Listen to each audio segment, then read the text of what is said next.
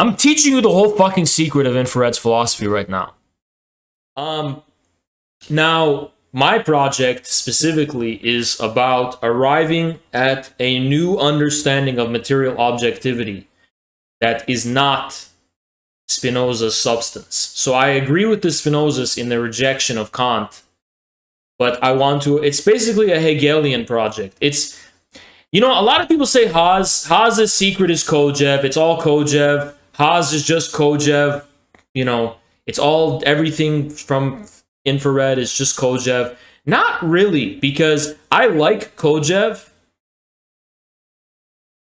but I'm in competition with Kojève because I don't agree he correctly reconciled Heidegger, Marx, and Hegel. Or he didn't do enough justice to it. I arrive at radically different conclusions than Kojève. I just appreciate the spirit of his project. It doesn't mean I agree with his conclusions. So yeah. But I'm a follower of Kojève, of course, but that's not... I have my own thing that's going on. And when I talk to you guys about the Anglo box, I'm talking about... When I talk about the object of Anglo-Saxon metaphysics, it's also another word for substance. It's this kind of reified and dogmatic form of materiality, the affect of materiality, which I think people have conflated for materialism. When most people think of materialism, they're thinking of this kind of Spinoza substance. And I'm insisting on the fact that material, as Marx understood it, was not substance. Materiality has more in common with the word content or essence, right?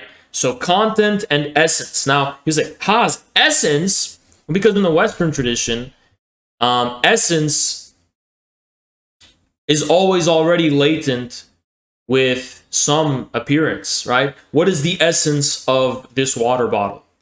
And someone will be like, the essence of the water bottle is its ability to contain water, something like that, right? But essence is something that is only sustained with reference to what it is the essence of.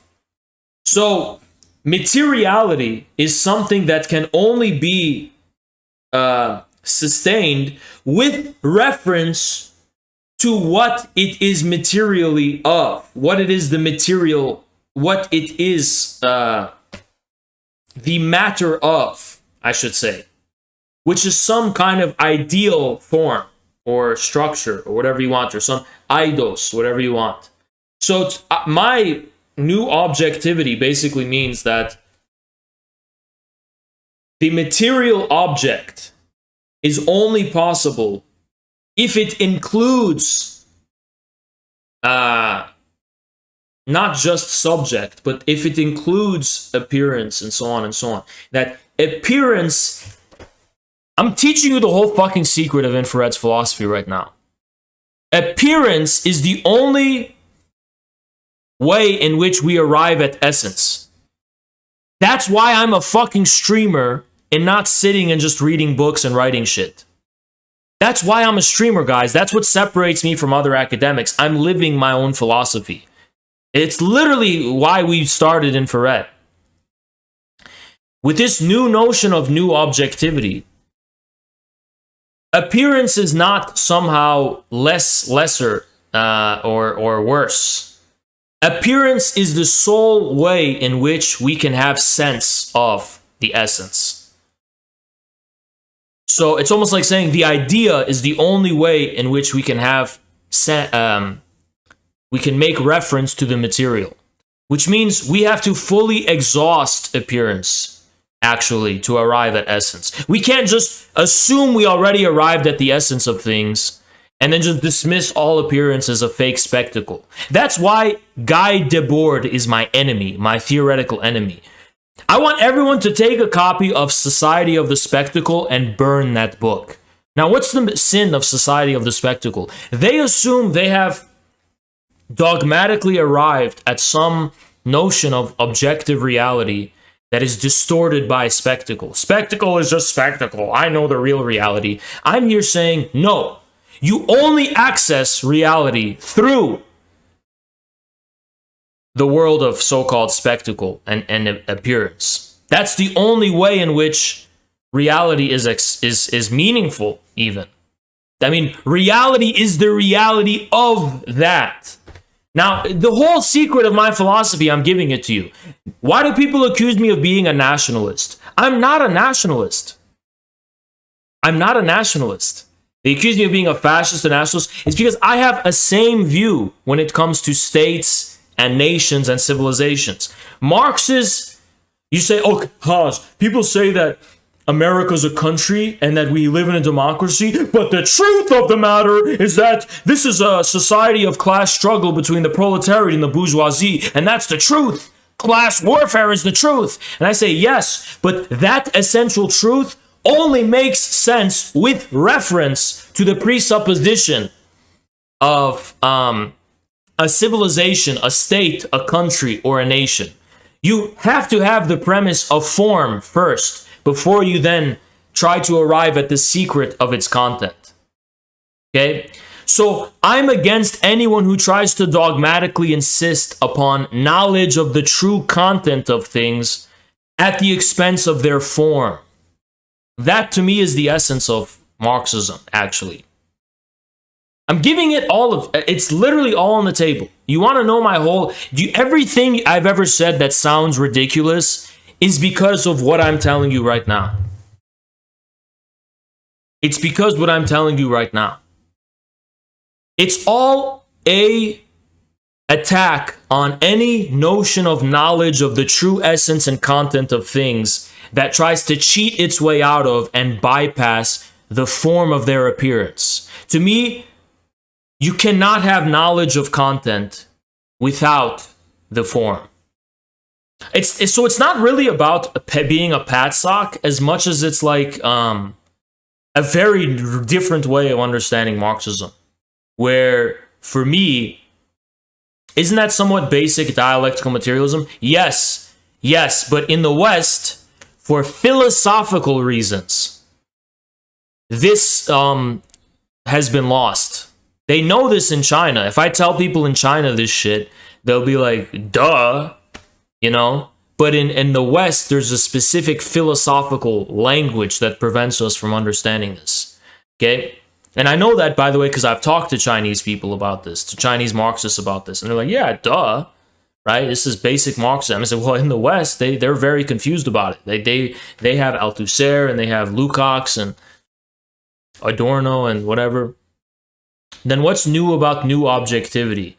It's something new in the school of Western philosophy.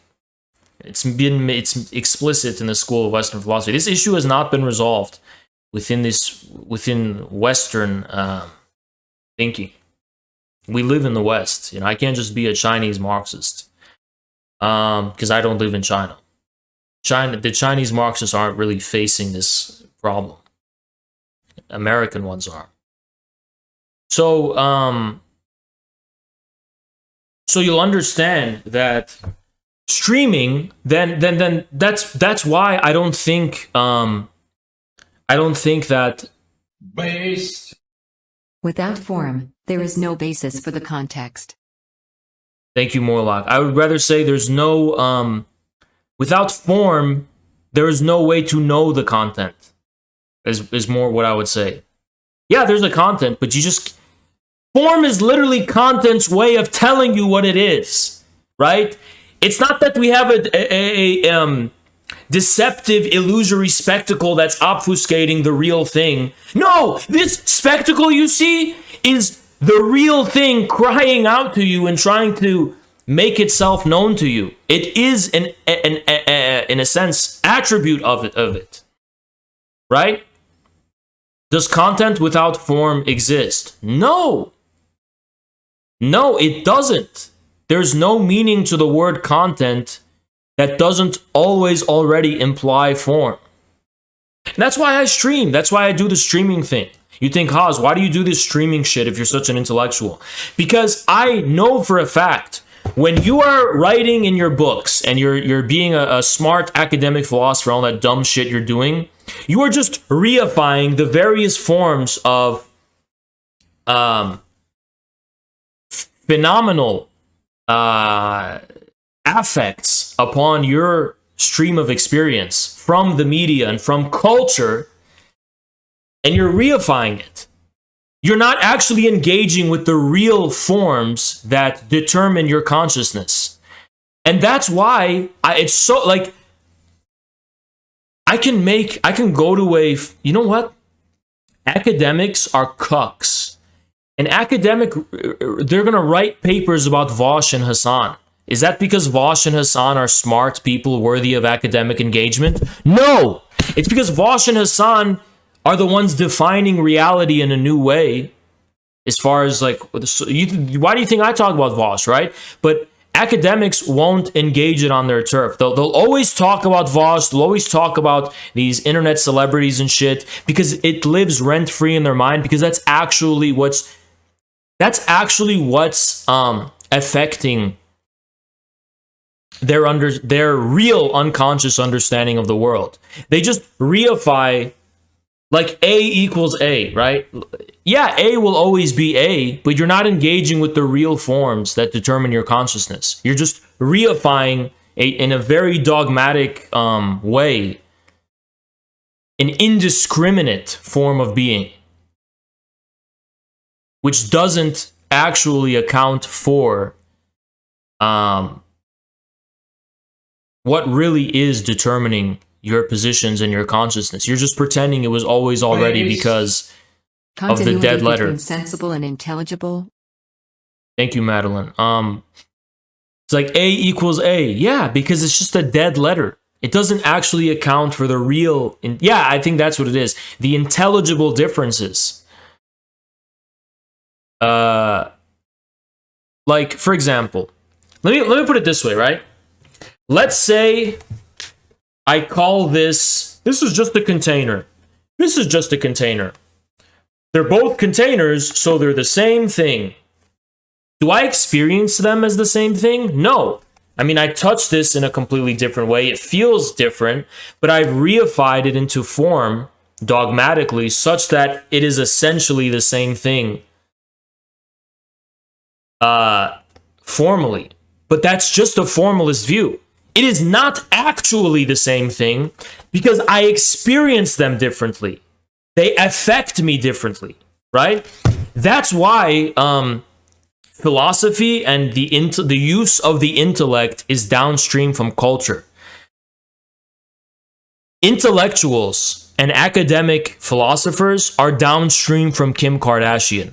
Kim Kardashian affects their unconscious experience of reality. It affects their understanding of what it is people do and don't care about, and what is beautiful, what is not beautiful, what is trendy, what's not trendy, what gets attention, what doesn't get attention.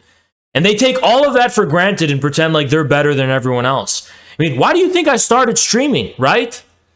Streaming is the most, this is a Heideggerian medium. This is the most Heideggerian medium possible because streaming participates in the disclosure of being as a whole for people. I am changing the threshold of what people consider possible in the first place. That's why my fucking haters will never, I live rent-free in their head 24/7. They can't shut the fuck up about me. How's it just a streamer? Shut up about him. Yeah, I'm just a streamer, but I live rent-free in your head for a reason. Because there's something more true about this spectacle and appearance than whatever reified dogmatic forms you have elevated to the status of essentiality. Arbitrarily, I should add.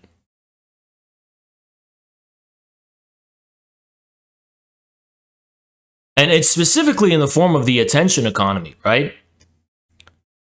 It's specifically in that form of the attention economy.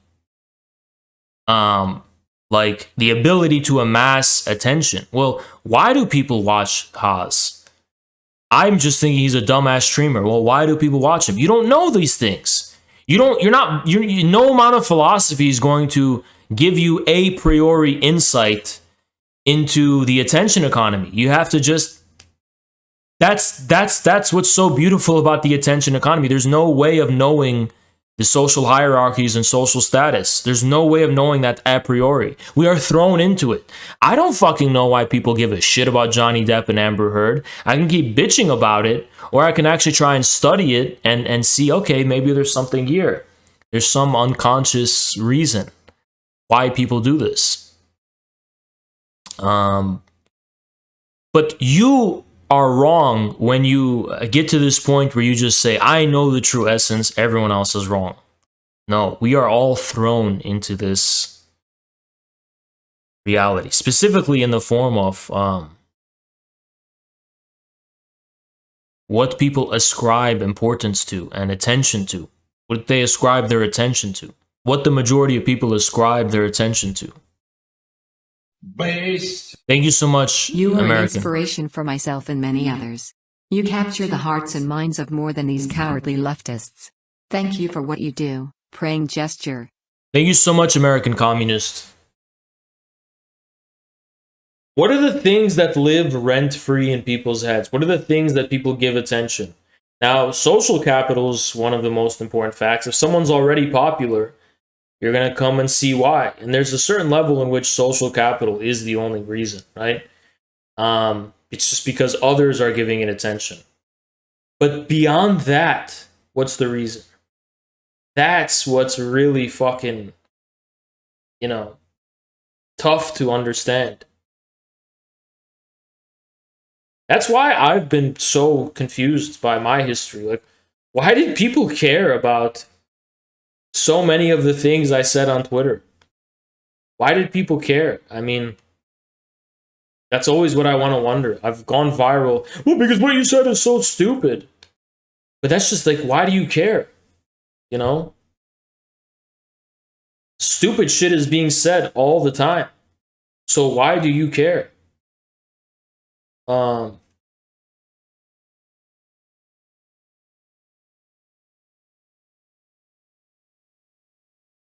It's the same thing that allowed me to become successful as a streamer is also the same thing which more or less has been a big obstacle in my ability to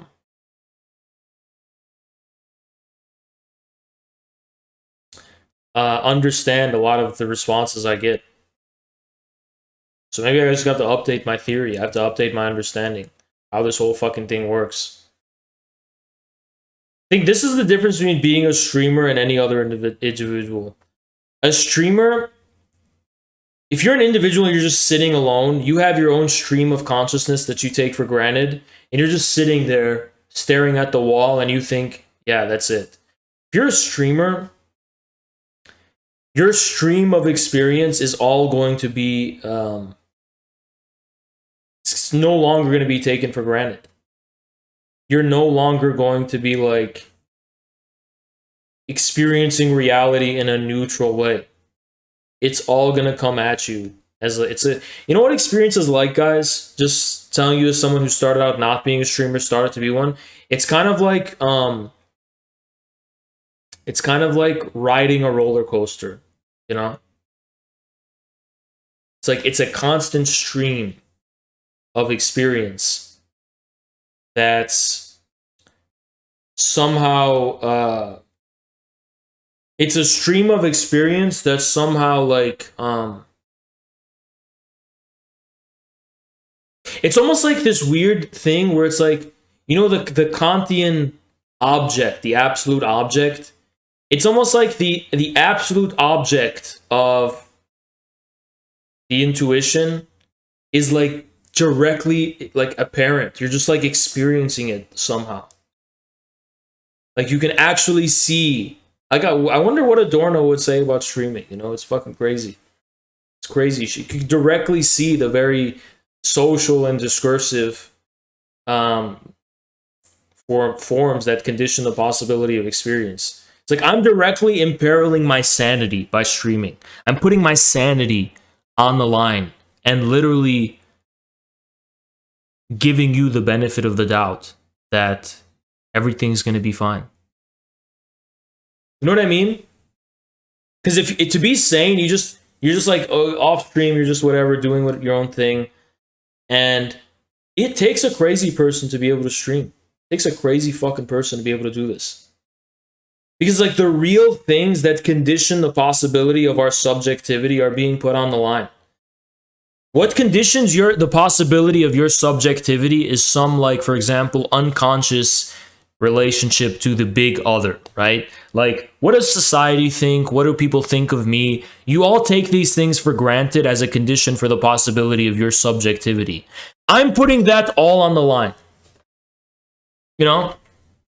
But it's like I'm a psycho because I don't even have any reference to society. Only psychopaths can do this shit. You have to be somebody who's like, I don't care what another voice thinks of me. I directly commune with the void out of which the signifier is born. I commune with the real. I'm a fucking wizard.